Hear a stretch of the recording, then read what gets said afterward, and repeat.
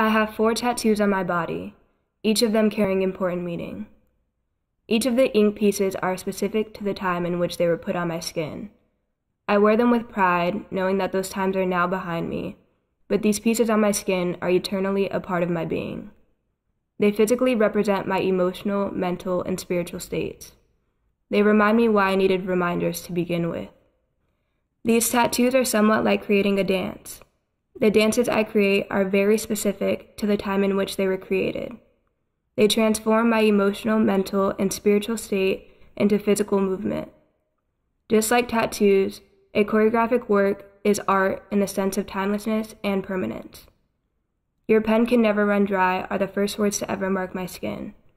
It is a metaphor that serves as a reminder to myself that my creativity is infinite.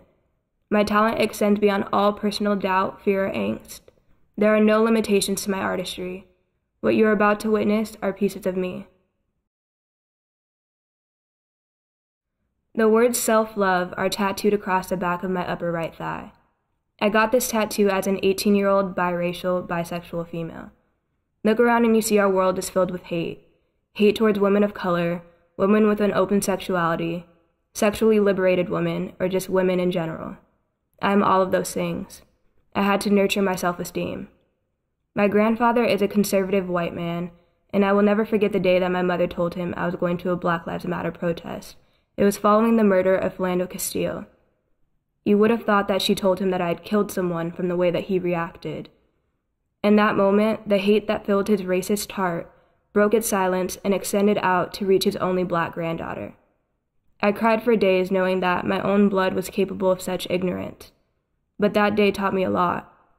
Love does not begin with loving others. Love begins with loving yourself.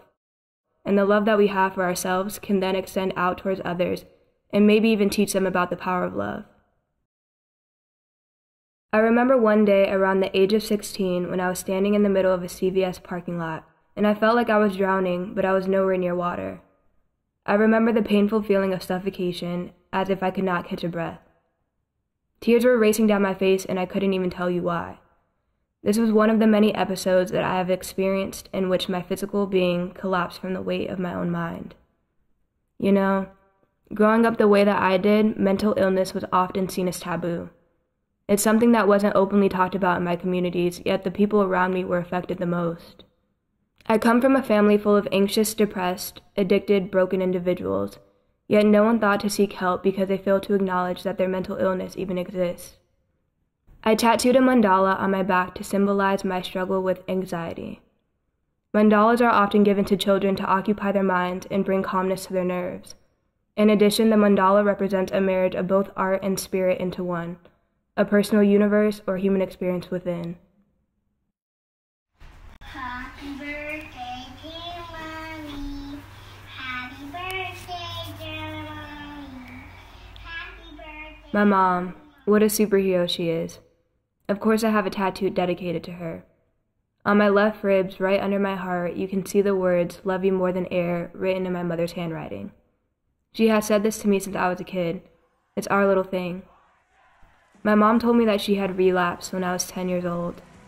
At that time, I didn't even know what the words relapsed meant, but the fear in her eyes and the river of tears streaming down her face convinced me that it was not a good thing. She knew she had a choice: tell her kid she was sick or end up dead. Her own personal traumas are the reason she was a functioning drug addict. In April 2013, we were involved in a horrific car accident that almost killed her. The accident resulted in her getting 7 major surgeries, one in which she contracted a very rare strain of MRSA.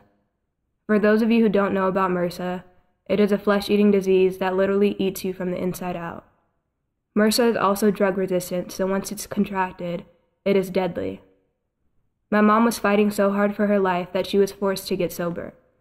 God showed her mercy and gave her another chance to do right. My mom found God, and God saved her. God brought my mom back to me. Today, my mom is 4 years sober.